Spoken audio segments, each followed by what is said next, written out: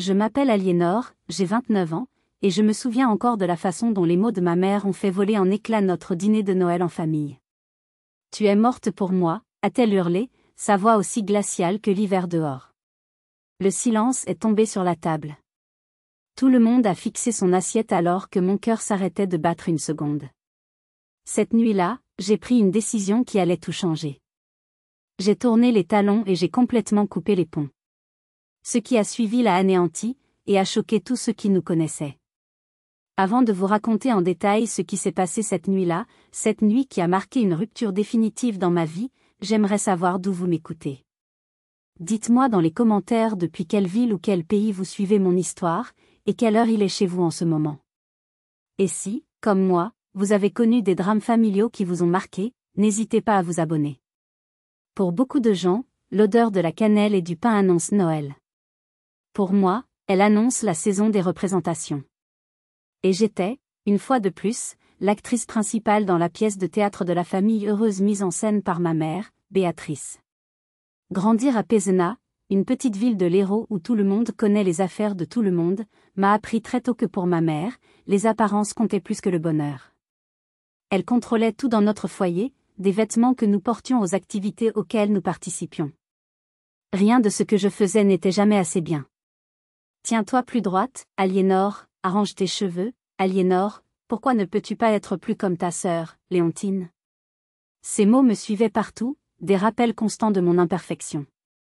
Je me souviens encore de ce Noël où j'avais 15 ans. J'avais reçu un magnifique coffret de peinture, mon seul vœu cette année-là. Pendant un instant magique, j'avais été folle de joie. Puis le regard de ma mère avait croisé le mien par-dessus la table. Quelle perte de temps, avait-elle soupiré.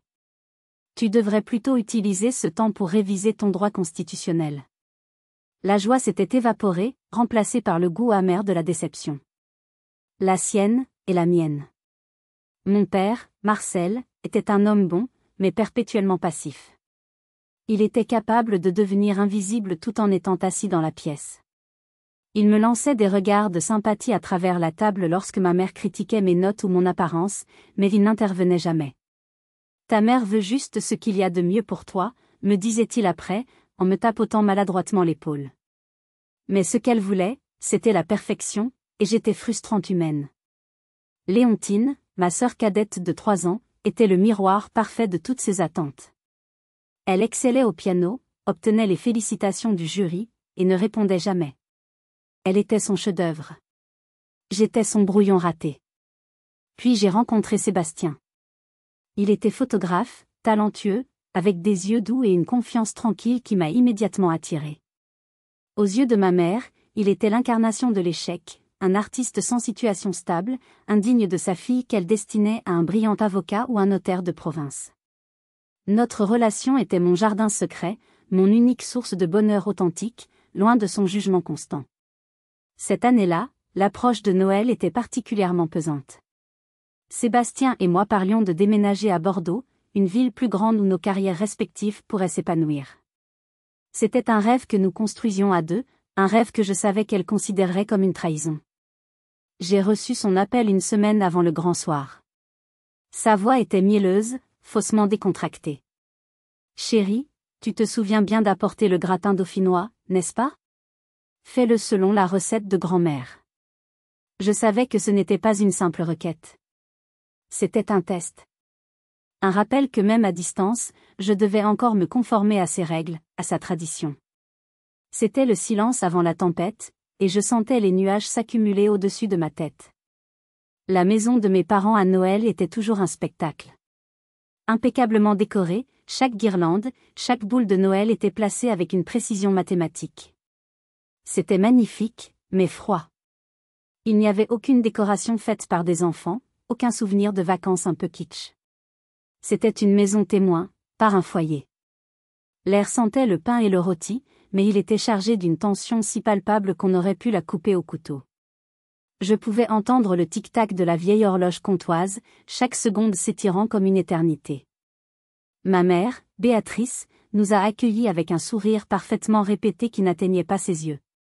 Elle portait une robe en velours rouge, élégante, impeccable. Son regard a balayé ma tenue, s'attardant une fraction de seconde de trop sur mes bottines, avant de se poser sur Sébastien avec une désapprobation à peine voilée. Aliénor, ma chérie. Et Sébastien. Quelle surprise! Le dîner a commencé. Mon père a tenté de maintenir une conversation agréable, parlant de la météo et des nouvelles locales. Mais ma mère ramenait constamment tout à la réussite. Elle a longuement parlé de la promotion de Léontine et des placements financiers de son fiancé, un directeur de banque que ma mère adorait. Puis, elle s'est tournée vers Sébastien.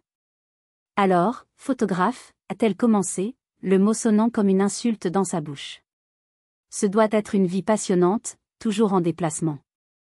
Pas aussi stable que le travail de Grégoire, bien sûr, mais chacun ses choix. Sébastien, toujours calme, a souri poliment. C'est un métier de passion, madame. Il faut savoir créer ses propres opportunités. Ah, les opportunités, a-t-elle rétorqué, un petit sourire en coin. Aliénor aussi avait de grandes opportunités. Une place l'attendait dans un excellent cabinet d'avocats ici, à Pézenas. Mais elle a préféré le journalisme. Elle a prononcé le mot « journalisme » comme s'il s'agissait d'une maladie honteuse. Je sentais la colère monter en moi, une vague chaude qui me brûlait la gorge. C'est Sébastien qui a pris ma défense, doucement mais fermement. Aliénor est une journaliste incroyablement talentueuse.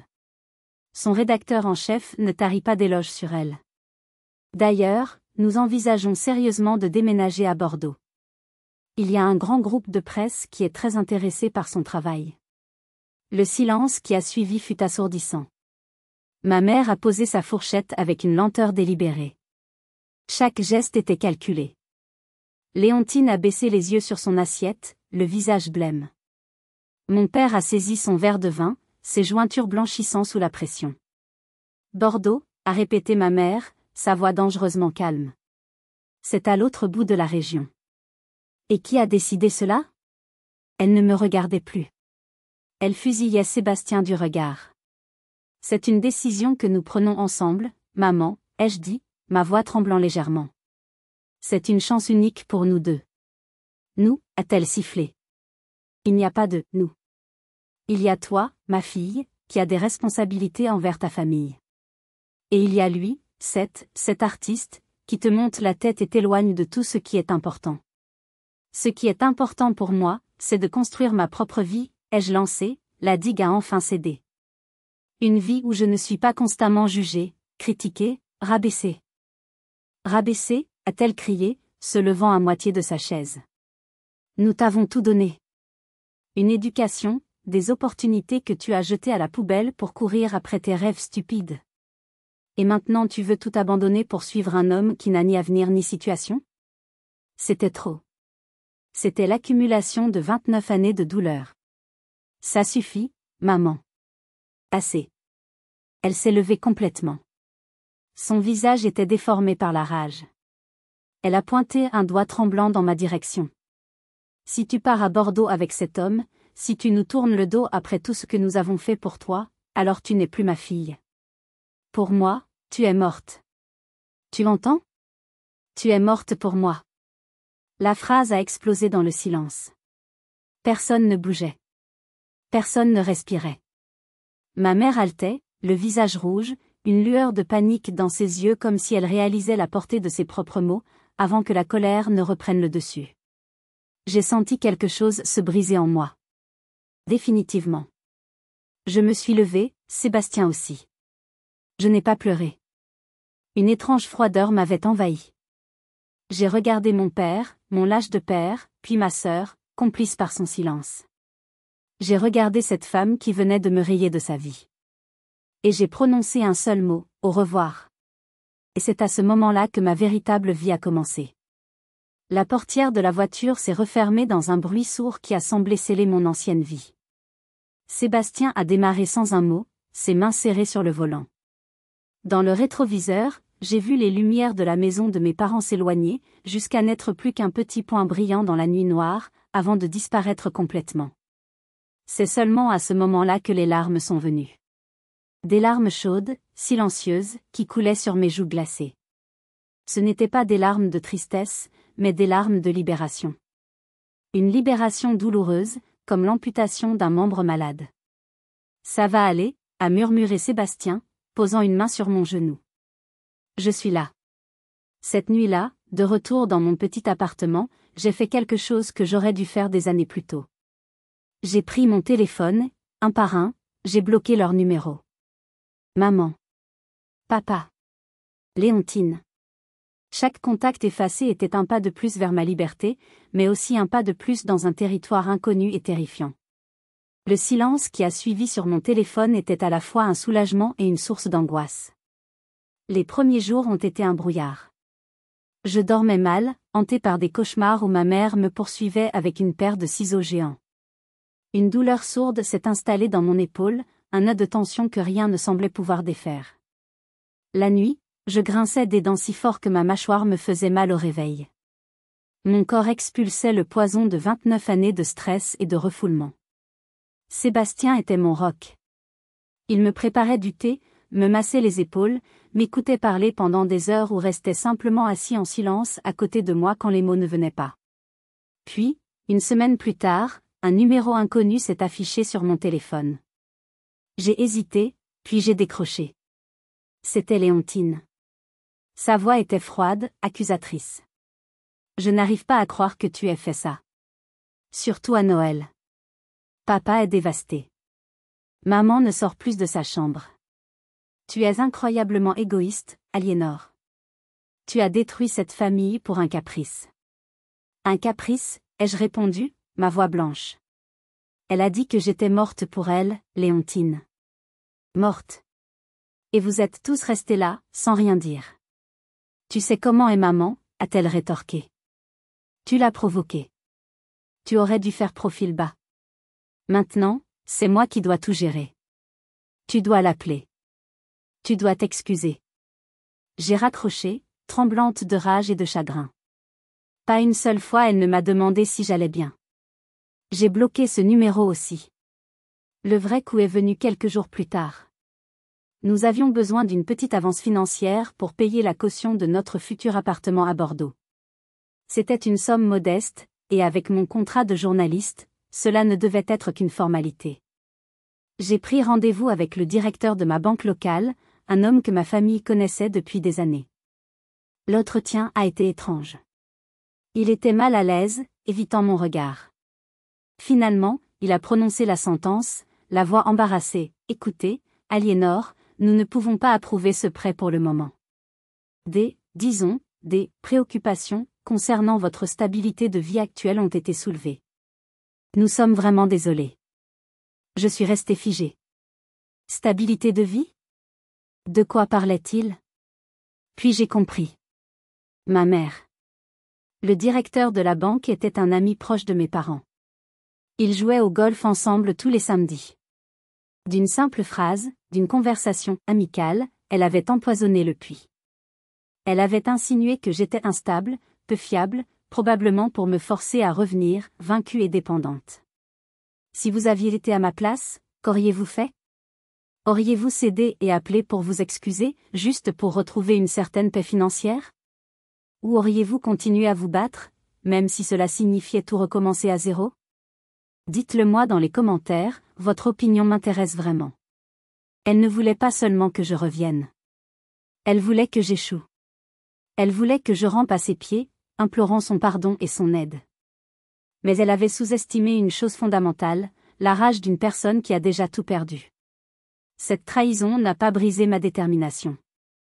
Au contraire, elle l'a forgée dans l'acier. La tentative de sabotage de ma mère auprès de la banque a été un électrochoc. La tristesse et le doute qui me rongeaient se sont transformés en une colère froide et déterminée. C'est Sébastien qui a trouvé la solution. Il avait quelques économies, et il m'a proposé de les utiliser pour la caution. Ce n'est pas ton argent ou le mien, Aliénor, a-t-il dit en me prenant les mains. C'est le nôtre. C'est l'investissement pour notre avenir. Ne la laisse pas gagner. C'est aussi à ce moment-là que j'ai pris la meilleure décision de ma vie d'adulte, j'ai pris rendez-vous avec un thérapeute. Le cabinet du docteur Renaud était un petit espace paisible au cœur de la vieille ville. Pour la première fois de ma vie, j'ai tout raconté à un étranger. L'enfance sous contrôle, la pression constante, les critiques incessantes, la soirée de Noël, la trahison à la banque. Je m'attendais à être jugée, à ce qu'ils me disent que je devais faire des efforts, que c'était ma mère après tout. Au lieu de cela, il a écouté attentivement, hochant la tête de temps en temps.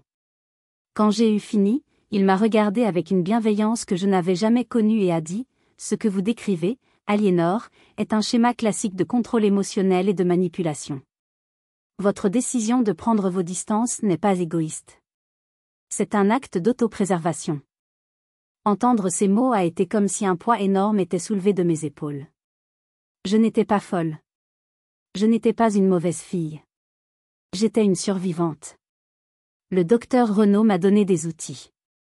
Il m'a demandé d'écrire une liste de toutes les critiques que ma mère m'avait faites au fil des ans. Maintenant, a-t-il dit, à côté de chaque critique, écrivez une vérité objective sur vous-même. Ce fut l'exercice le plus difficile et le plus libérateur de ma vie. À côté de « Tu n'es pas assez intelligente pour le droit », j'ai écrit « Je suis une journaliste publiée et respectée ». À côté de « Tu as mauvais goût en matière d'homme », j'ai écrit « Je suis dans une relation saine et équilibrée avec un homme qui me soutient ». Pendant ce temps, notre déménagement à Bordeaux se concrétisait. Nous avons trouvé un charmant appartement avec un petit balcon donnant sur les toits. Le jour où nous avons emménagé, avec des cartons partout et de la peinture sur nos vêtements, nous avons commandé des pizzas et nous nous sommes assis par terre, épuisés mais heureux.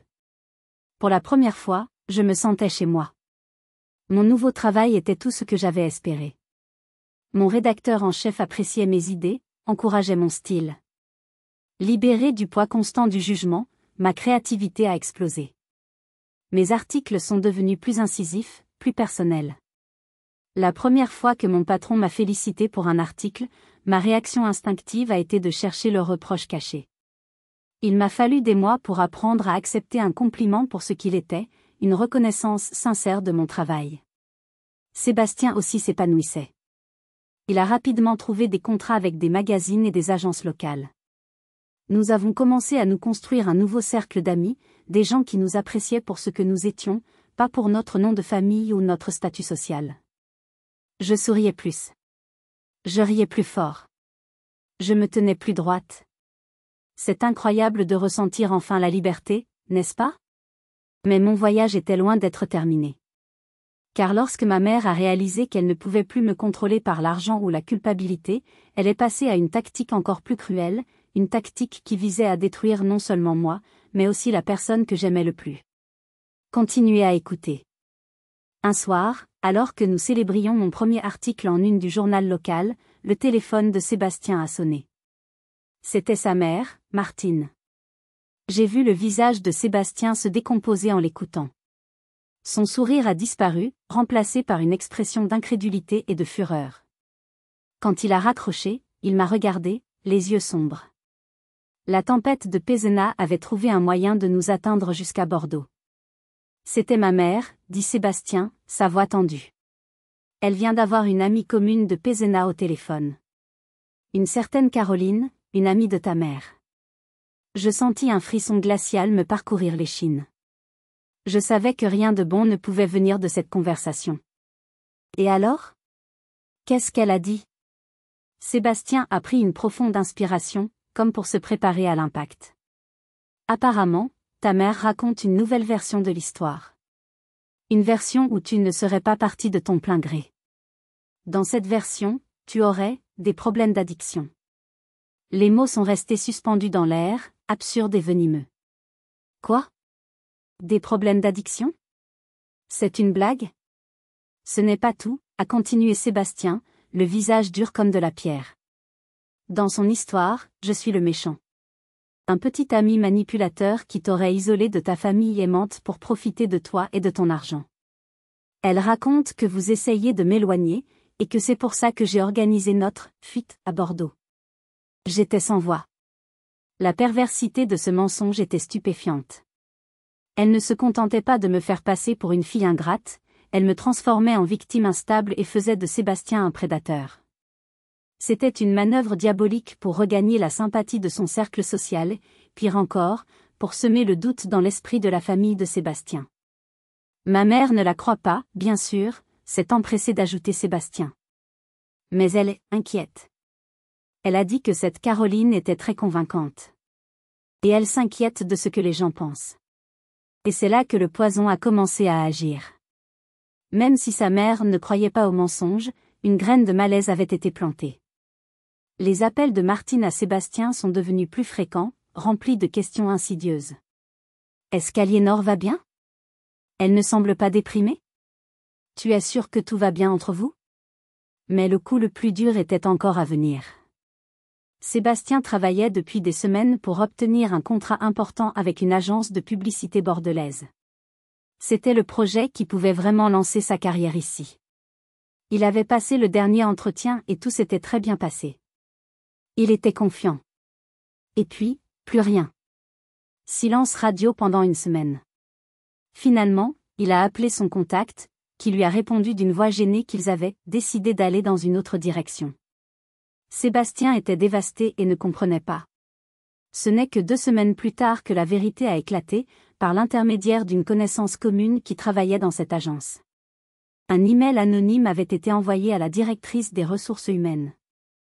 L'email, sans nommer Sébastien directement mais en le décrivant de manière très reconnaissable, mettait en garde contre l'embauche d'un photographe au style de vie instable et à l'entourage douteux, connu pour ses fréquentations peu recommandables. Il n'y avait aucun doute sur l'origine de cet email. Ma mère, ou l'une de ses amies, avait activement saboté sa carrière. Cette nuit-là, pour la première fois, une tension est apparue entre nous. Pas de la méfiance, mais le poids de la situation. Je ne peux pas croire qu'elle ait fait ça, a dit Sébastien, en arpentant notre salon.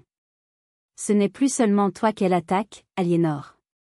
Elle essaie de me détruire aussi. Pour te prouver que j'étais un mauvais choix.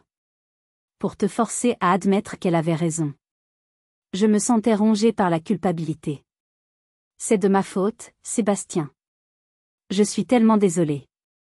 Je t'ai entraîné là-dedans. Non, a-t-il dit fermement, s'arrêtant pour me prendre le visage entre ses mains. Ce n'est pas de ta faute. C'est elle. C'est sa maladie. Mais je ne sais pas comment on peut se battre contre un fantôme, contre des mensonges. Elle ne se contentait plus de vouloir me voir échouer. Elle voulait détruire l'homme que j'aimais pour me prouver qu'elle avait toujours raison. Je me sentais sombrer, prise au piège d'une toile tissée de haine et de manipulation. Et juste au moment où je pensais que nous allions nous noyer, une main secourable s'est tendue, venant d'un endroit que je n'aurais jamais pu imaginer. Le moral était au plus bas. L'échec du contrat de Sébastien et la campagne de diffamation de ma mère avaient jeté une ombre sur notre nouvelle vie. Nous nous sentions isolés, assiégés. C'est alors que j'ai reçu un email avec pour objet, de la part d'une vieille amie. L'expéditeur était Yvonne Leclerc. Yvonne. L'une des plus anciennes et des plus proches amies de ma mère.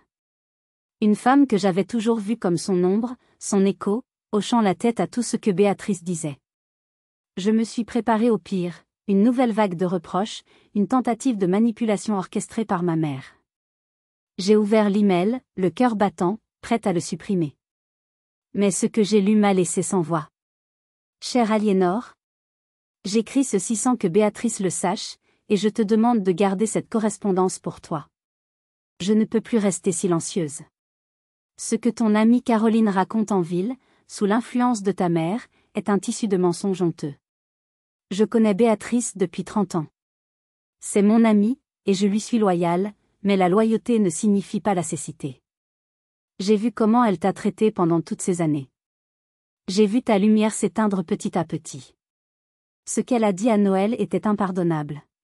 Ce qu'elle fait maintenant est cruel. Je ne sais pas si une réconciliation est possible un jour, mais je voulais que tu saches que tu n'es pas folle. Tu n'es pas la méchante dans cette histoire. Tu as le droit de te protéger. Tu as le droit d'être heureuse. Prends soin de toi. Sincèrement, Yvonne. J'ai relu l'email 3 fois, les larmes brouillant ma vue. C'était comme si quelqu'un venait d'ouvrir une fenêtre dans une pièce où j'étouffais. La validation. La validation venant de son propre camp, de son cercle intime. Ce simple message a brisé le sortilège de l'isolement. Je n'étais pas seule. Quelqu'un d'autre avait vu. Quelqu'un d'autre savait. Cet email m'a donné une force nouvelle. J'ai montré le message à Sébastien. Un immense soulagement s'élut sur son visage. Je le savais, a-t-il soufflé. Je savais que tout le monde ne pouvait pas être aveugle. Fort de cette nouvelle énergie, Sébastien a décidé d'affronter la situation avec sa propre mère. Il l'a appelée et, au lieu de se défendre, il a raconté. Il lui a lu certains des SMS que ma mère m'avait envoyés par le passé, des messages remplis de critiques et d'exigences. Il lui a décrit la soirée de Noël, mot pour mot. Il lui a parlé de la tentative de sabotage à la banque. Pour la première fois, Martine a entendu ma version de l'histoire, sans le filtre des rumeurs. Il y a eu un long silence à l'autre bout du fil. Puis, la voix de Martine, remplie de regrets. « Oh, mon fils. Je suis tellement désolée. Je n'imaginais pas. Je n'imaginais pas que c'était à ce point. Pauvre Aliénor. Vous devez me pardonner d'avoir douté. La validation d'Yvonne m'avait donné de la force. Le soutien retrouvé de la mère de Sébastien nous a donné un sentiment de justice. Je n'étais plus la victime acculée, se cachant à Bordeaux.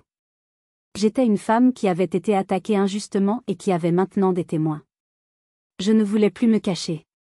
Je ne voulais plus subir. J'ai décidé que je ne fuirais plus. Il était temps de faire face, non pas avec colère, mais avec la vérité. Une occasion inattendue allait bientôt se présenter. L'occasion s'est présentée sous la forme d'une invitation en carton crème, le mariage de mon cousin, à Pézenas. Ma première réaction a été de jeter le carton à la poubelle. Retourner sur le territoire de ma mère? Affronter les regards et les messes basses? C'était hors de question. Mais Sébastien m'a regardé. Peut-être que c'est exactement ce qu'il faut faire, a-t-il dit doucement. Ne pas y aller, c'est lui donner raison. C'est admettre que tu as quelque chose à te reprocher.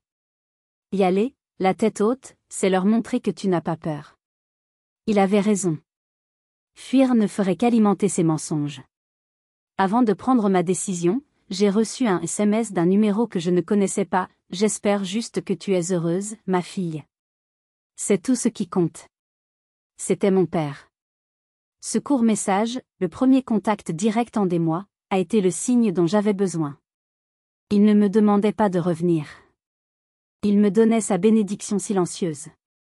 J'ai répondu, je le suis, papa. Merci. Nous sommes donc allés à ce mariage. J'ai choisi ma robe avec soin, une robe bleu roi, élégante mais affirmée. Quand nous sommes entrés dans la salle de réception, un silence s'est fait. Tous les regards se sont tournés vers nous. Je sentais les chuchotements comme des piqûres d'insectes sur ma peau. J'ai serré le bras de Sébastien et j'ai avancé, la tête haute, souriant poliment aux gens que je connaissais. Et puis, je l'ai vue. Ma mère. Elle était au centre d'un petit groupe, jouant son rôle de grande dame de la société locale. Quand elle nous a vus, son visage s'est figé une seconde avant de se composer en un masque de sollicitude. Elle s'est approchée, ignorant complètement Sébastien, et m'a pris les mains. « Aliénor, ma chérie », a-t-elle dit d'une voix assez forte pour que tout le monde entende. « Tu es venue. Je suis tellement heureuse. Je m'inquiétais tellement pour toi, toute seule dans cette grande ville. Le piège était tendu. Si je me montrais froide, je passerais pour la fille ingrate. Si je jouais son jeu, je validerais sa version de l'histoire. » J'ai retiré doucement mes mains des siennes. « Bonjour, maman. Je ne suis pas seule, je suis avec Sébastien. Et je vais très bien, merci. Bordeaux est une ville magnifique. » Mon calme l'a déstabilisée. Elle a haussé le ton d'un cran. « Mais ta famille te manque, n'est-ce pas? Tu sais que ta chambre est toujours prête, que tu seras toujours la bienvenue à la maison, si tu prends les bonnes décisions. » C'était une menace à peine voilée. Je sentais tous les yeux braqués sur nous. J'ai gardé ma voix basse et égale. « Maman, je pense que ce n'est ni le lieu ni le moment pour avoir cette conversation. Nous sommes ici pour célébrer le mariage de Mathieu et Sophie. » C'est là qu'elle a perdu le contrôle. Son visage s'est empourpré. « Comment oses-tu me parler sur ce ton? Après tout ce que j'ai fait pour toi. » C'est son influence, a-t-elle craché en désignant Sébastien d'un geste méprisant. Il t'a retourné le cerveau. Et c'est là que l'impensable s'est produit. Mon père, Marcel, l'homme invisible, l'homme du silence, a traversé la pièce. Il a posé une main ferme sur le bras de ma mère. Sa voix n'était pas forte, mais elle portait le poids de 30 années de silence. Béatrice, ça suffit. Nous rentrons à la maison. Ma mère l'a regardé, bouche bée, comme si un meuble venait de lui adresser la parole. Mais, Marcel. J'ai dit, ça suffit. Il l'a guidé doucement mais fermement vers la sortie, sous le regard médusé de toute l'assemblée. Alors qu'il passait devant moi, mon père a croisé mon regard. Il n'y avait pas de triomphe dans ses yeux, seulement une profonde tristesse et un soupçon d'excuse. Pour la première fois, ce n'était pas moi qui partais. C'était eux. Et dans le silence qui a suivi leur départ, j'ai su que l'ordre ancien de ma famille venait de s'effondrer pour de bon. Si vous êtes arrivés jusqu'ici, laissez un commentaire pour nous dire ce que vous auriez fait à la place d'OP. Vous pouvez aussi écrire simplement le chiffre 1 pour montrer que vous suivez encore. Et dites-nous, vous regardez cette histoire depuis quelle région ou quel pays? L'incident au mariage a eu l'effet d'une bombe. Dans une petite ville comme Pézenas, les nouvelles vont vite. La façade si soigneusement construite par ma mère pendant des décennies s'était fissurée en public.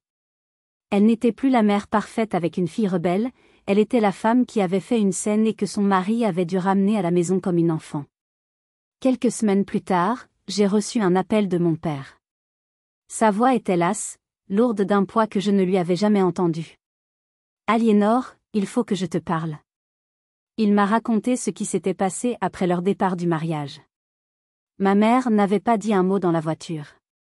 Arrivée à la maison, elle était montée directement dans sa chambre et s'était enfermée. Le lendemain, elle refusait toujours de sortir ou de manger. Mon père, inquiet, a fini par appeler notre médecin de famille. Le médecin, un homme sage qui connaissait notre famille depuis ma naissance, a parlé longuement avec ma mère. Puis il a parlé avec mon père. Son diagnostic a été sans appel. Béatrice était au bord de la dépression nerveuse, souffrant d'une anxiété sévère. Marcel, aurait dit le médecin, ce ne sont pas des maux de tête que je peux soigner avec du paracétamol. Soit Béatrice commence une thérapie sérieuse, soit je vais devoir lui prescrire des antidépresseurs et des anxiolytiques très puissants. Et honnêtement, les médicaments ne feront que masquer le problème. Comme on pouvait s'y attendre, ma mère a d'abord refusé catégoriquement. Une thérapie ? Pour les faibles et les fous. Je n'ai besoin de personne. Mon père, pour la première fois de sa vie, a tenu bon. Tu as le choix, Béatrice, lui a-t-il dit. Soit tu acceptes de te faire aider, soit je ne sais pas ce que nous allons devenir. Mais je ne peux plus continuer comme ça. La menace, même voilée, d'un abandon de la part de l'homme qui avait toujours été son ombre silencieuse, a dû la terrifier. À contre-cœur, elle a accepté.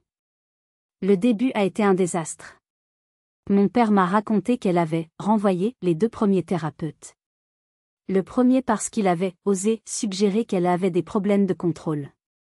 Le second parce qu'il avait voulu parler de son enfance, un sujet tabou. Elle rentrait des séances plus en colère et plus rigide qu'avant.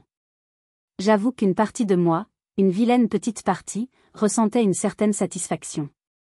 Elle goûtait enfin à sa propre médecine, être confrontée à une vérité qu'elle ne voulait pas entendre. Puis, le cabinet lui a assigné un 3e thérapeute. Le docteur Marchand. Un homme plus âgé, apparemment connu pour sa patience mais aussi pour sa fermeté.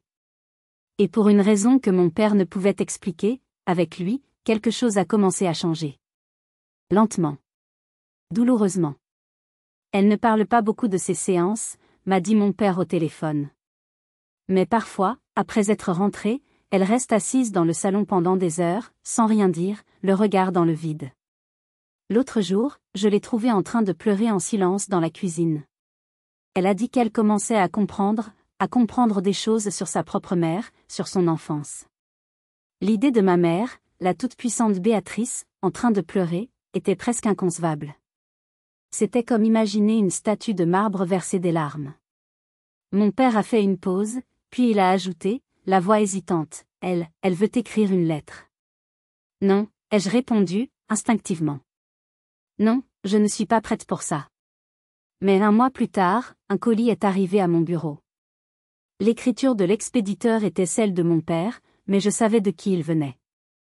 Je l'ai laissé sur mon bureau pendant 3 jours, comme une bombe à retardement. Finalement, un soir, je l'ai ouvert. À l'intérieur, il n'y avait pas de lettres. Il y avait autre chose. Quelque chose de bien plus intime, et de bien plus dévastateur. À l'intérieur du colis, soigneusement enveloppé dans du papier de soie, se trouvait un petit carnet à la couverture de cuir usé. Un journal intime. Je l'ai reconnu immédiatement. C'était celui de ma mère, celui qu'elle tenait adolescente et que j'avais une fois aperçu, caché au fond de son tiroir à lingerie. Je n'avais jamais osé l'ouvrir. C'était une relique d'une personne que je n'avais jamais connue, Béatrice, la jeune fille.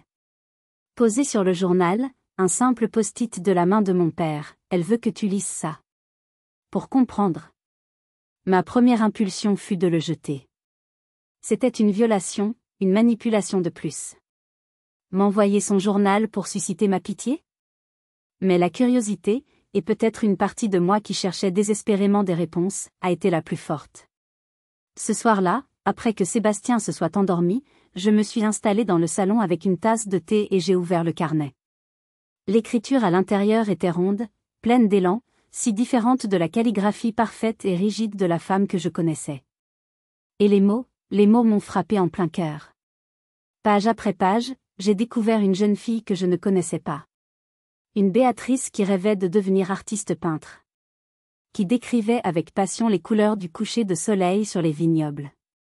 Qui était amoureuse d'un jeune homme du village, un fils d'agriculteur que sa propre mère ma grand-mère, une femme que je n'ai connue que comme une matriarche froide et distante méprisait ouvertement. J'ai lu ces mots, écrits à l'encre bleue, décrivant la pression constante de sa mère. Aujourd'hui, maman a encore dit que mes dessins étaient une perte de temps. Elle dit que mon seul devoir est de faire un bon mariage, un mariage qui honore notre nom de famille. Parfois, j'ai juste envie de disparaître. Mon souffle s'est coupé. C'était comme lire mes propres pensées, écrites 35 ans plus tôt. J'ai tourné les pages, le cœur serré. J'ai lu sa peine quand sa mère lui a interdit de revoir le jeune homme qu'elle aimait. J'ai lu son désespoir quand on lui a annoncé son mariage arrangé avec mon père, un jeune homme de bonne famille, convenable, mais qu'elle connaissait à peine. J'ai lu comment, petit à petit, la passion dans ses écrits s'est éteinte, remplacée par une résignation amère, puis par une obsession pour le contrôle, pour la perfection, comme si en contrôlant le monde extérieur, elle pouvait faire taire le chaos et la déception à l'intérieur d'elle. Ce n'était pas une excuse. Rien dans ce journal ne pouvait effacer la douleur qu'elle m'avait infligée. Mais c'était une explication. Une explication terrifiante. J'ai compris que ma mère n'était pas née monstre. Elle avait été fabriquée. Elle était la victime d'une victime, reproduisant le seul modèle parental qu'elle ait jamais connu, un amour conditionnel, basé sur la réussite et les apparences. J'étais en train de lire l'anatomie de ma propre douleur. En arrivant à la dernière page écrite, j'ai vu quelque chose qui m'a fait sursauter. Une nouvelle entrée. Écrite non pas à l'encre bleue de l'adolescente, mais au stylo noir, avec l'écriture tremblante de la femme d'aujourd'hui. Ton père m'a dit que toi aussi, tu tenais un journal quand tu étais jeune. J'espère juste qu'un jour, les pages du tien seront remplies de la joie que je n'ai jamais pu trouver. Ces quelques mots ont fait s'effondrer la dernière muraille de ma colère.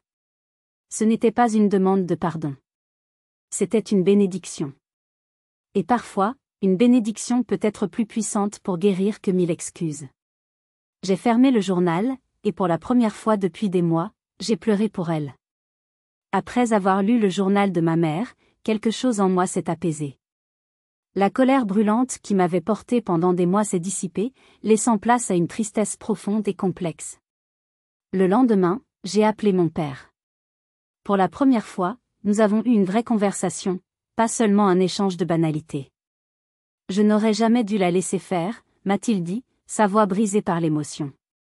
J'ai cru que garder le silence, c'était préserver la paix. Mais ce n'était pas la paix, c'était de la lâcheté. Et c'est toi qui en as payé le prix. Pardonne-moi, Aliénor. Je te pardonne, papa, ai-je répondu, et je le pensais. Il était pris au piège, lui aussi. Après plusieurs semaines de réflexion et de nombreuses discussions avec Sébastien et le docteur Renaud, j'ai pris une décision. J'ai accepté une proposition de mon père, un appel vidéo. Tous les trois. J'ai posé mes conditions, Sébastien serait à mes côtés, et le docteur Renaud participerait discrètement, en sourdine, pour m'aider à débriefer après. C'était ma manière de me protéger, de ne pas retomber dans l'ancien schéma. Le jour de l'appel, j'étais incroyablement nerveuse. Quand son visage est apparu sur l'écran, j'ai eu un choc. Elle avait l'air plus âgée. Les lignes autour de ses yeux s'étaient creusées, et elle avait perdu cette aura d'autorité intimidante. Elle semblait plus petite, plus vulnérable. Mon père a commencé, maladroitement, à parler de la météo. Puis il y a eu un long silence. C'est elle qui l'a brisé. Sa voix était basse, sans aucune de ses inflexions théâtrales habituelles. Merci d'avoir accepté cet appel, Aliénor. Elle a fait une pause, cherchant ses mots. Tu m'as beaucoup manqué. J'ai simplement hoché la tête, incapable de parler. Ton père m'a dit que tu avais lu mon journal. Elle a baissé les yeux. Je ne te l'ai pas envoyé pour que tu me pardonnes. Je te l'ai envoyé pour que tu saches que ce n'était pas ta faute. Jamais. Je sais, ai-je réussi à murmurer. Ce que j'ai dit à Noël, il n'y a pas d'excuse pour ça. C'était cruel et impardonnable. Je ne sais pas comment te dire à quel point je le regrette. Puis, elle a dit la phrase qui a tout changé. Ce n'était pas un « je suis désolée » fleuri et théâtral. C'était simple, direct et brutalement honnête. J'ai eu tort, Aliénor. J'ai eu tort sur toute la ligne. Je suis désolée de ne pas avoir su comment t'aimer. Nous n'avons pas parlé de pardon ce jour-là. Nous n'avons pas parlé de l'avenir. Nous avons juste parlé. 20 minutes à peine. Nous avons parlé de choses simples. Du temps qu'il faisait à Bordeaux. Des fleurs dans son jardin à Pézenas. C'était maladroit, hésitant. Mais c'était réel. Quand nous avons raccroché, j'étais épuisée. Mais pour la première fois depuis longtemps, je sentais un minuscule bourgeon d'espoir. Ce n'était pas une réconciliation. C'était une introduction. Nous apprenions à nous connaître, pour la première fois, en tant qu'adultes. Nous avons convenu d'appels mensuels, courts et sans pression. Un petit pas à la fois. Le chemin à parcourir était encore long et semé d'embûches. Et le test ultime de cette nouvelle dynamique fragile approchait à grands pas, mon mariage avec Sébastien. Sébastien et moi avons décidé de nous marier au printemps suivant, à Bordeaux. Pas un grand mariage ostentatoire, mais une cérémonie simple et intime dans une petite auberge au cœur des vignobles, entourée de nos amis, de notre nouvelle famille choisie. La question de mes parents est devenue inévitable.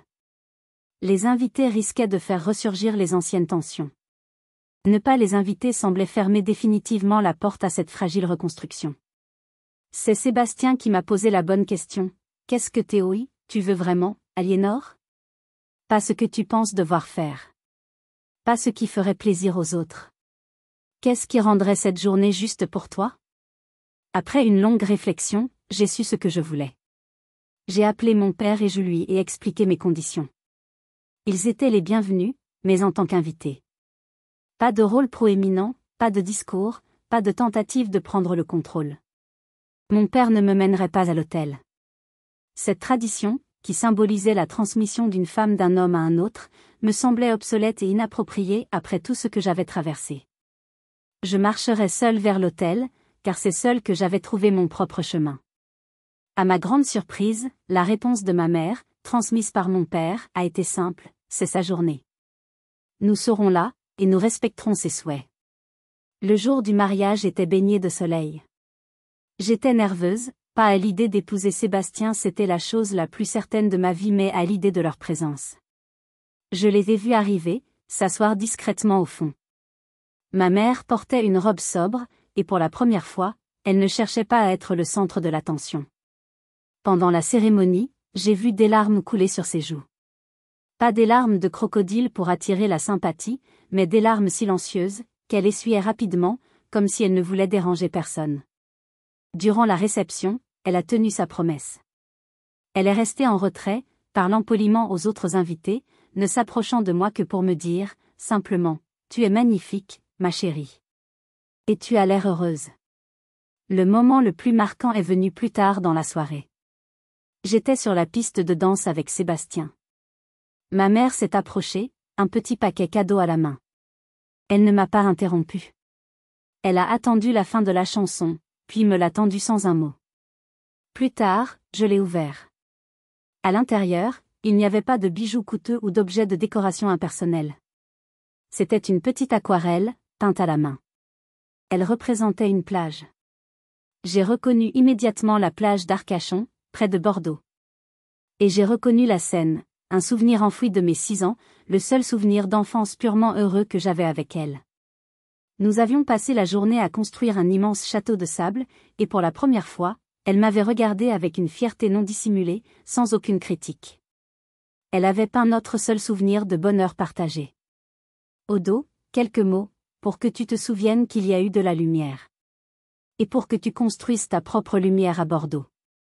Ce n'était pas seulement un tableau. C'était une reconnaissance de notre passé, une bénédiction pour mon avenir, et l'acceptation de la vie que j'avais choisie, loin d'elle. C'était la paix. Le tableau est maintenant accroché dans notre entrée. C'est un rappel constant que même dans les jardins les plus arides, une fleur peut parfois trouver le chemin de la lumière. Aujourd'hui, 2 ans ont passé depuis ce fameux dîner de Noël. Notre vie à Bordeaux est paisible et pleine de joie. Mon travail de journaliste me passionne, et Sébastien est devenu un photographe reconnu dans la région. Notre maison est remplie de rires, d'amis et de l'odeur du bon café. En y repensant, je réalise que la phrase terrible de ma mère, « Tu es morte pour moi », contenait une vérité inattendue. Elle a bien tué quelqu'un ce soir-là. Elle a tué l'ancienne Aliénor, la jeune femme effrayée qui vivait dans l'ombre de ses attentes, qui sacrifiait son propre bonheur pour une approbation qui ne venait jamais. De ses cendres est née la femme que je suis aujourd'hui, une femme qui connaît sa propre valeur, qui a appris à poser des limites saines et à se choisir, avant tout. Cette phrase a aussi tué quelque chose en elle. Elle a détruit son illusion de contrôle absolu, la seule chose qui structurait sa vie.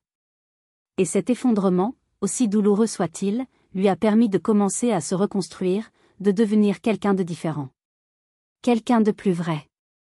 Notre relation aujourd'hui n'est pas celle d'un conte de fées. Elle est imparfaite, marquée par les cicatrices du passé. Nous nous appelons une fois par semaine. Les conversations sont parfois encore un peu prudentes. Mais elles sont sincères.